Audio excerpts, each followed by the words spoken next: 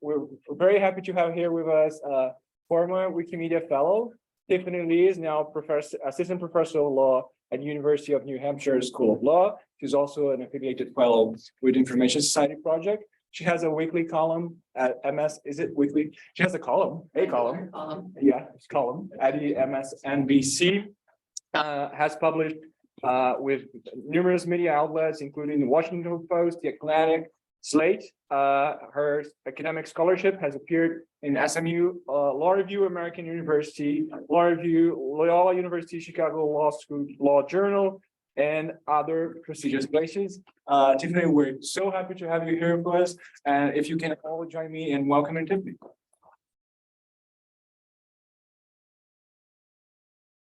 Great, thank you. I'm glad to be back. I'm really excited to give this talk on algorithmic destruction. So a little bit about me. I was previously the Wikimedia Fellow that now is 5 years ago, almost 6 years ago. And it was a great time. I had a lovely time here. It's good to see some familiar faces and see some new folks as well. Just as a small plug, if you are interested in law and tech, the ISP is a fantastic place to join. You can be a student fellow, you can join for events. Thank you so much. And let's get started. All right, so this talk is algorithmic destruction. What does that mean? We're talking about destroying robots. Not really, but let me backtrack a little bit. So this talk has been a long time coming. Some of you may have been hearing bits of this talk for the past maybe 2 or 3 years now, but it's really started a long time before that. So I think it starts with, you know how old people give these talks and they're like, oh, I started when I was a child. And that's how it started for me. When I was a child, I loved science fiction, right? And for my entire life, I've kind of pursued that passion. In law school, I did a lot of law and technology. I was excited about things like cryptocurrencies. Like, what does it mean to have digital currencies and to have money on the web? I did all the classes, I did the internships, I wrote papers, all of the things you do if you're passionate about a subject. After that, I went in-house and I practiced in the technology industry, including for the Wikimedia Foundation. And during that time, when I was still working in tech, I started thinking about the issues of privacy and big data, particularly with AI. So thinking about artificial intelligence, and I had to start from the very basics. What is AI? How does it work? As law students and lawyers, I think sometimes we forget that the things we're trying to regulate exist in a different field, and that field has its own priors, right? So I was trying to figure out things on my own, and I realized that there were questions about AI and technology that technologists actually were not able to solve. So there are some ways where lawyers can give a lot and contribute a lot to the discourse on computer science and AI. So while I was still working in the tech industry, I co-authored a piece in 2017 called Humans Forget, Machines Remember. And it was about the problem of data deletion in artificial intelligence and specifically in machine learning. So this is a problem that I started thinking about even when I was in practice. And I co-authored this with an European law professor and with a computer scientist. So interdisciplinary work is a lot of fun if any of you are thinking about scholarship and working with different fields. It's something where I think lawyers actually have a lot of value add, but people don't really consider it as much when you are deep in law school. So since 2017, somehow that has become my most cited piece ever. It's been cited hundreds of times, and tons of people have started talking to me about this in different fields. So I've been thinking about this project since at least 2017. And since then, I decided to formalize my thoughts, particularly in law. So I wrote this piece, Algorithmic Destruction, which you can find on SSRN or in the SMU Law Review. That's my formal piece on this. And when I put this out, I very quickly got a lot of attention for the preprint, not from other lawyers and not from other law professors, most of whom just saw another tech piece, but from actual technologists.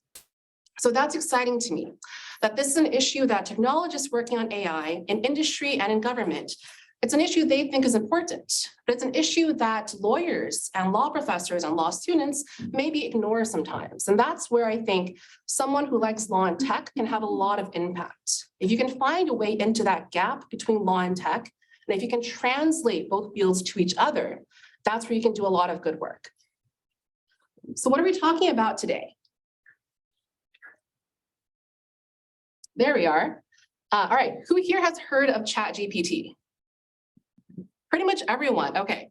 Did Yale Law School give you any sort of guidance on using ChatGPT?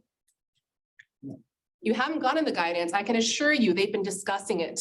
Every school in the nation has been talking about this so far. And most of you have heard about this, but for those of you who haven't, ChatGPT is essentially a really souped up chatbot. So it is a generative pre-trained transformer AI language model, but that doesn't mean that much to you unless you already know a little bit about AI. So I'm going to assume, you're at Yale, you're probably also a huge nerd like I am, and we're going to talk about specifically what ChatGPT does, but also what AI does. So basically, you as a human being, you can open up this tool and submit a question or a direction using text, send it to the bot. The bot then responds to you and gives you a sort of answer to whatever you're asking.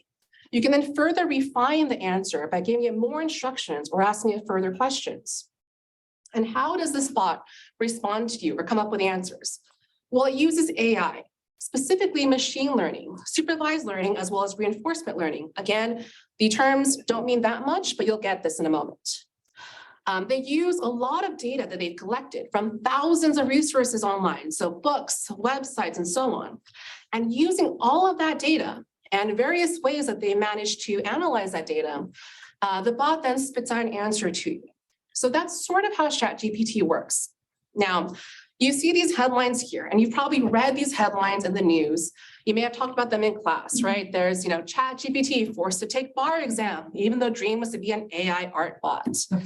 So you may have heard of robots taking your job, and they may even take your job as a student. A student used ChatGPT to cheat on an AI ethics exam. I think you should get points for that. If you do that, by the way, you should probably still get an A on that exam. But maybe more concretely, there was a study from Minnesota Law where professors ran the study using ChatGPT on actual exam questions.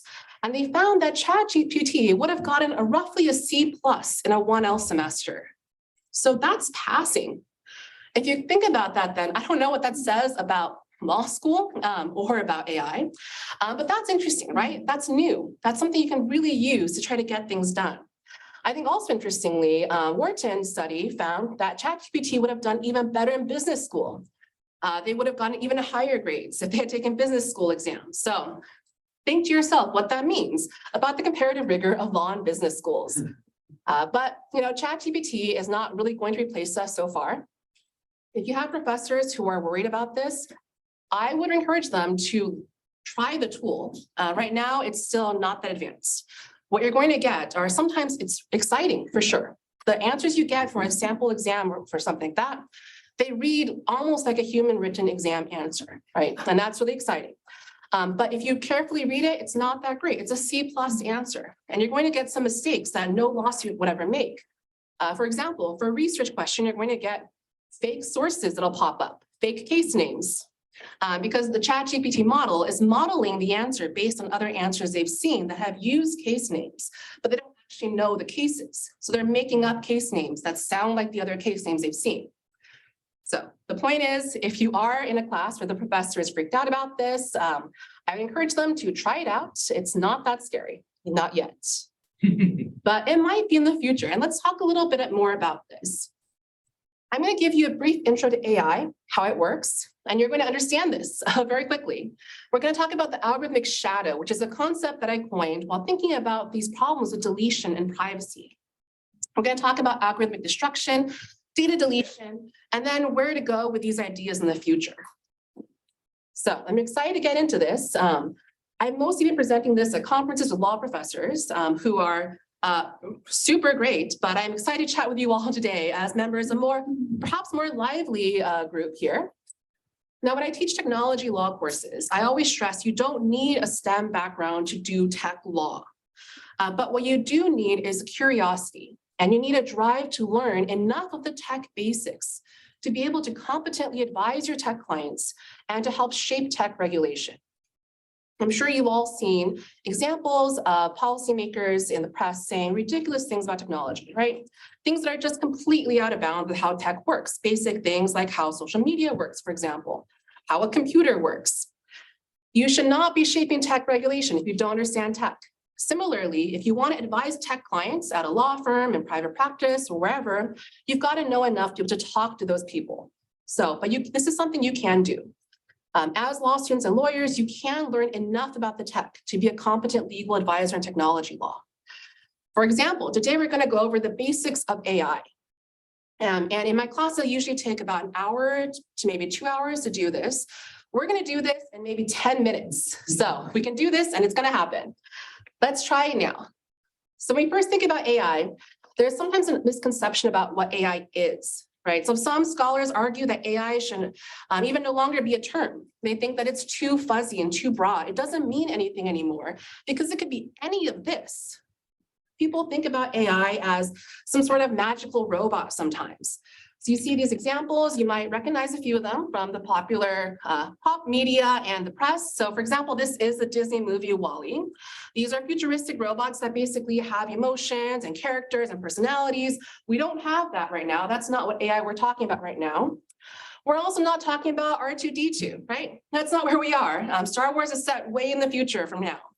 No magical robots, no sentient feeling computers, no computers that have their own personality or their own soul. And no matter what the headlines sometimes say, we're not talking about that. What we are talking about, well, first, maybe self-driving cars, maybe the AI that programs those cars, that tells the car when to stop, when to start, lets the car detect what's a stop sign, for example. That's what we're talking about. We're also talking about digital voice assistants, Amazon Echo, Google Home. How does the AI work? Well, if you say something in front of a Google Home device or an Amazon Echo device, that device will listen to you and it will parse what words you've been saying. And they'll say, well, I think that the human just said something that sounds like play Spotify. And something that sounds like play Spotify usually means I should then play Spotify. Right? That's kind of how it works. We are talking about that. We are talking about, say, predictive texting. So when you text today, you can type in a few letters and your phone will guess the rest of the word, right? I'm sure we've all tried this by now, if it's not the default. And how does it do that? How does your phone know what word you're trying to say? Very similarly, it guesses what word you're trying to say based on past behavior patterns. Usually when a person types in, the TH, maybe the most common word is the. They might guess that it's going to be the immediately. Predictive texting is a form of AI that we're talking about. What else? YouTube recommendations. How many of you regularly watch YouTube? Okay, this is actually fewer than I thought. So YouTube has recommendation systems where you watch one video and it automatically recommends the next video to you. How does it do that? How does YouTube know what to recommend to you? Well, that's actually very controversial and potentially the subject of current Supreme Court cases, which you can discuss if you are in any of the classes that deal internet law or con law. Your con law prof, I'm sure, has opinions on this. So predictive texting, predictive algorithms, voice algorithms, self-driving car algorithms. That's what we're talking about with AI right now. We're not talking about the magical robots. That is a little bit far-fetched. And I want to note that first off, because sometimes when we talk about issues of AI, we get into these discussions that are not that realistic, but they are fun. We start talking about, should we give human rights to AI? What do we do when the AI creates, a greater masterwork than a human can? How do we think about, giving AI ownership over the things that it creates, patent ownership, for example? None of that really makes sense right now with what we have. So remember that the questions we're talking about are not magical robot questions. We're talking about AI really with, generally right now, mostly machine learning. And I like to think about machine learning sort of as just very advanced statistics. So if you've taken statistics, it's a lot of math, right? It's kind of deciding the probability of things, analyzing given data sets, right, to try to draw conclusions. Machine learning is basically that.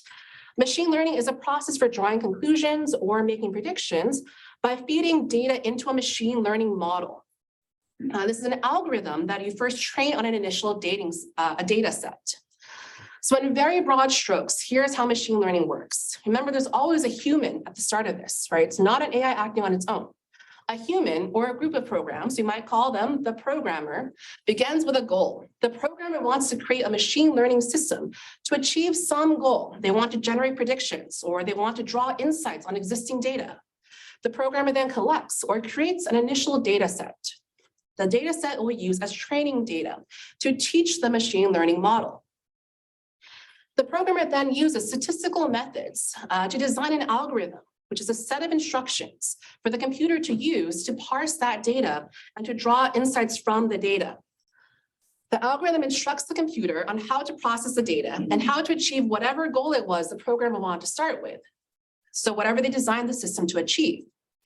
The programmer then uses the initial set of data, the training data, to train the machine learning model by asking the computer to process the data using the algorithm, finding the underlying patterns in the data, and using those patterns to create a model for how to interact with new data that's then given to the machine. So then you eventually achieve the goal that you set out in the beginning. So in other words, machine learning has three basic parts. You've got a data set of some kind, training data to start with. You've got an algorithm, some sort of set of instructions for how to analyze the data. And you try to get an outcome or a result, whatever you want to get, maybe the next prediction for what video the user should watch next on YouTube. What's an algorithm? An algorithm is a set of instructions. So in a computing context, an algorithm is a set of instructions or rules for a computer to do certain things in certain order, to complete a task or solve a problem. Now, this is a very basic way to think about what an algorithm is. But I mention it because, again, you don't need any technical knowledge to understand these very basic components of what AI is, this foundation of how to think about AI. So for machine learning, algorithms are sets of instructions or rules for a computer to follow to discover patterns in data and make predictions or find solutions using that data for whatever goal the programmer sets. Let's think about this in a different way. So an algorithm is a set of instructions, right? It's sort of like a recipe. So if you think about, instead of machine learning system, you've got a cake making system. And it's pretty similar. In this cake making system, you start with ingredients. You've got butter, eggs, oil, flour, whatever else is in that photo, sugar. And then you have instructions. The recipe says you've got to preheat the oven, mix the ingredients, whatever. Finally, your expected outcome. You're creating this cake making system because you want to have a cake at the end. This is sort of what it looks like too for machine learning, right? You've got the same thing. You've got the input, you've got the data, the training data you use, you've got the next data you use and add in later, you've got instructions, an algorithm, and you've got output. Ingredients, recipe, cake. Sort of the same system. And that's really all well and good. But back in 2017, I started thinking of a new problem related to this. I was practicing and researching issues on privacy. What do you do with user data? What does it mean when a company has to delete user data or store user data or protect user data?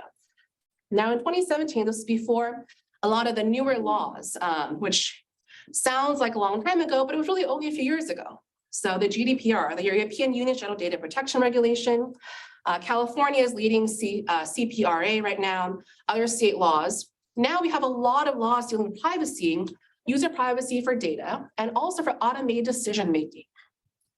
But I was thinking a little bit ahead of that. A lot of the remedies we use for privacy violations deal with deletion. So we say things like, well, the company has gotten your data without your proper consent, they should be forced to delete your data. And we think that's great. You've gotten the remedy for your violation of privacy because your data is no longer owned by that company. They don't have it anymore. So that's great. But I started thinking a little bit more. Deletion is a core privacy right in a lot of these laws today. But what happens with machine learning? Remember, machine learning is about first having this data set and using new data to add the data set to improve the predictions or the outcomes that this machine learning model is trying to make. So I was thinking about what happens after you delete data that has been used to help train a machine learning system. Even after you delete data from that data set that the programmer used to train the machine learning model, the act of deletion will have no impact on the already trained model. The data used to train the model has already influenced the way the model develops. So every prediction this system is going to give is going to be based partially on that piece of data that you've already added into the system, right? So even if you delete the data from that initial data set, the machine learning model is still going to give you predictions based on that data. It's going to give you predictions based on what I call the persistent shadow of the data and the algorithm. So the algorithmic shadow is what remains even after data deletion has already been completed. So here are two examples. One is very cute, one is slightly horrifying. If you train a machine learning model to recognize when a cat appears in a photo, what might you do? Well, you might give this model a lot of pictures of cats. Maybe you give a ton of photos of cats and a ton of photos of non-cat animals. And in the beginning, you label all the photos of cats as cats and all the non-cats as non-cat. And you teach the model to know when a photo looks more like the cat pictures or more like the non-cat pictures. So in the future, you give it a new photo and that machine learning model can detect whether or not it's a cat. Sounds great. But what if in the beginning training data set, you actually only gave pictures of orange cats? No other color cat was in there. Now you've got a machine learning system to detect cats that actually only will detect orange cats. And if you put a picture of a gray cat, that system might think, well, it looks actually more similar to an elephant, for example. So now you think, well, this is wrong. I've got to fix this. I've got to fix this bias in my machine learning system. And you think maybe what I'll do is I'm going to change this training data set. I'm going to delete half the orange cat photos and replace them with gray cat photos. That's great, except that unless you retrain this whole system, that has no impact, right? Because we talked about this. The shadow of that data still exists. The algorithm is still going to be the same as what it was before, unless you retrain the entire system. You're still going to have a machine learning system that is biased to look for orange animals and identify them as cats. So even after you delete data, the algorithmic shadow persists. So what are the harms of this? Why does this matter? This is something that I get a lot of feedback on when I discuss this idea. People say, well, all right, so your data is in the system and it was deleted from the data set, but now the machine learning model still had your data imprinted on it. Why does that even matter? Who cares? How are you actually harmed? It's not like your photo has been shown to the world. It's not like your financial details have been leaked to the world. Privacy has this problem. If you read privacy scholarship, there's a long-standing issue of proving the intangible harms of privacy violations. Some of them are very concrete, a reputational harm, financial harm, but some of them, like this, what's your harm? It's hard to understand. Privacy harms are often psychological or emotional. Daniel Citrin and Dan Solov, for example, have written about the anxiety and shame of having secret facts made public. There's also something like the metaphysical sense of a loss of selfhood, the pain of the loss of autonomy that privacy provides. How do you quantify the pain of the loss of autonomy that privacy provides? How do you do that in court? I don't know, but we're going to continue talking about this for a specific example to show you why this might still matter. Let's say you have a facial recognition system that is used to target protesters in an illiberal country. Something we don't really love, right? We don't like that idea that protesters don't get their rights and that a government uses facial recognition to surveil them. Now, what if you found out that your photos have been part of that system? Your photos are part of the training data set that were used to then create this facial recognition surveillance system. There's some sort of almost moral harm then. I don't want to be part of that system, but my data, my face has been used. Somehow I have a connection to something I morally oppose. So that's kind of a harm that's hard to define. Let's think of this in more concrete terms. So look at this picture of all the ears. Now, this example, I think shows you a little bit about metaphorically what it might mean. So for example, think about a serial killer. This serial killer is going around and killing a bunch of people, and his MO is that he cuts off all the ears of his victims after he kills them. And he is also an artist, a contemporary artist who creates sculptures using all the human ears he's collected from his victims. You were a potential victim of the serial killer, but you escaped after your ears were cut off. Years later, you find this piece, maybe in MoMA or somewhere, and your ears are in there, and you're very angry. So you want your ears returned to you, because that's how you can be made whole. You get your ears returned to you, taken out of the clay, right? But what happens? There is an imprint of your ears still in this horrifying sculpture because they were already there in the first place. That's the algorithmic shadow. That's the imprint of your data on this system that you can't really remove unless you redo the entire sculpture or the entire system. And if you were upset about that initial violation, the initial act of having your ears cut off, you should still be upset that there's an imprint of your ears there. There's something there that you've lost, or even if you haven't lost, that you want restitution for. So what is the harm of an algorithmic shadow? Well, there are a few things. So first, algorithmic shadow harms, for one, are these innate sense of loss, right? The sense of selfhood, the anxiety, the fear, the pain of that. But also algorithmic shadows exacerbate existing harms. People use deletion as a remedy. Because it's flawed, there's still harms that persist, but you stop looking for further remedies. You don't actually make the person whole. What else? There are group harms. So many have written about this idea of inferences. So algorithmic systems make inferences based on your data and assume things about you and people like you. And there might be harms from that you are less able to control due to the persistence of your shadow harms. Now we think about data deletion quite a lot. I've done a lot of laws. I mentioned the GDPR, the CPRA. We've got this idea that you should be able to request your data to be deleted. It's in US privacy laws everywhere. So COPPA, the Children's Privacy Law, for example, has data deletion as a core right. We also have the right to be forgotten in the EU, where you can ask for specifically things like news stories about you to be deleted from search engines, for example. Now in the US, we have no federal privacy law. We have state laws. We have a potpourri of regulations that are sector specific. Children's privacy law, health privacy law, and so on and so forth. The FTC often regulates privacy and has been called perhaps the nation's strongest privacy regulator, despite the fact that that was never their original purpose and is really ancillary to their core purpose as anti-competition and consumer protection bureau. But we've got the FTC, right? We've got some state laws. We've got this federal privacy law that people keep talking about and will eventually pass. But most likely what's going to happen in this federal privacy law that may happen is going to be something similar to what we've seen with the GDPR and the CPRA and other state laws. We're going to have some basic data rights like data deletion. I think that's fantastic and really important. But I also think we've got to think a little bit further because now we're not just in the world of big data, maybe 10 years ago. We're in the world of AI, where machine learning is part of our lives and really every facet of society, right? Education, workplace, healthcare, public services, and so on.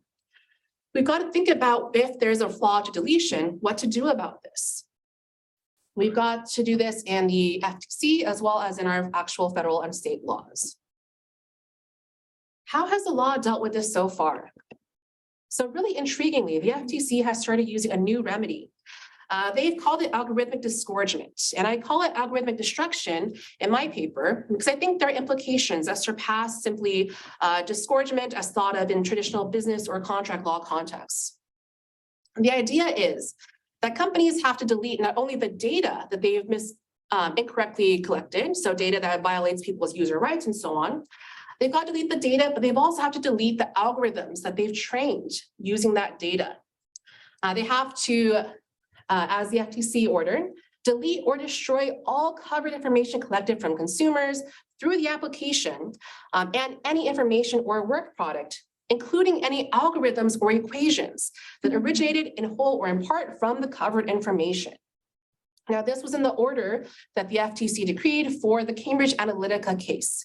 You might remember this from 2018. This was a Facebook debacle. We found out that Facebook had allowed a third-party developer, Cambridge Analytica, to access a large quantity of user information and then use that user information supposedly for various goals, including potentially election manipulation for national elections. So pretty serious. A lot of people were a little bit upset about this. I'm going to go ahead and guess most of you in this room don't want your data to be used for election manipulation for a nation. And that's what also happened then. So Facebook got into a little bit of trouble because they allowed that access to happen, even though they were not the ones to actually use the data in this way. The FTC looked at this and saw that, sure, the data was incorrectly collected. That was a violation. But even further than that, the training data that was used created an algorithm, created some sort of system that they then use to try to make predictions, try to do things involving election manipulation. It's a little bit hazy about whether or not this actually occurred, but the point was the FTC decided the correct remedy is not just data deletion, but algorithmic deletion, actually destroying the algorithms that they had created using that training data that they had collected improperly. So that was really interesting. In 2018. Since then, we've had a few other cases from the FTC dealing with this issue as well. There was an Ever album case. This was a photo application, and they were using facial recognition. Great. However, they did not tell their consumers that they were using facial recognition. And if there's one thing the FTC is going to check on for privacy, it's if you promise things and don't do them, or you promise to not do things and then you do them. So that's what happened in this case. The company had improperly collected user photos and used them for facial recognition against their own terms of service, against the contract they had with the consumers. Due to this, the FTC said that the company did not only have to delete the user photos that they had improperly collected, they had to delete whatever facial recognition algorithms they had created based on that user data set. So they had to destroy the algorithms. More recently, in 2022, the FTC used this remedy once again in a settlement against Weight Watchers International and a subsidiary called Curbo Incorporated. So Curbo had, among other things, created an application for weight loss targeted towards children under 13 years old. So if there's one area where we have pretty strong privacy laws, it's privacy for children in the United States. So this was in violation of a variety of different children's privacy law protections. And the FTC said that the company had to not only delete the children's data, but again, delete the work product they had created based on that data. The work product here being any models or algorithms developed in whole or in part using the ill-gotten personal information. So that's huge. That's a huge remedy because what it means is that first you kind of solve a little bit what the algorithmic shadow harms are, but also it costs more for the company. And if it costs more for the company, maybe it's going to force companies to think twice about what they do in terms of machine learning. Now, in a statement on the Ever album case, former FTC Commissioner Rohit Chopra celebrated the decision, in part because the FTC required the company to then forfeit the fruits of its deception. What does that sound like? It might bring you back to first year crim or crim pro, thinking about, say, fruit of the poisonous tree. Right? If you have done something incorrectly, then whatever you've gotten from that source should not be able to be used. What else should this remind you of? Commissioner Rebecca Slaughter described this remedy as being similar to monetary disgorgement. She said, we routinely obtain disgorgement of ill-gotten monetary gains when consumers pay for a product that is marketed deceptively. Ever album case shows how we can apply this principle to privacy cases where companies collect and use consumer data in unlawful ways. We should require violators to disgorge not only the ill-gotten data, but also the benefits. Here are the algorithms generated from that data. So very simply put, we think about this as sort of a remedy. If someone has used your data and unjustly profited from that data, this is unjust enrichment of a kind that we think of in remedies.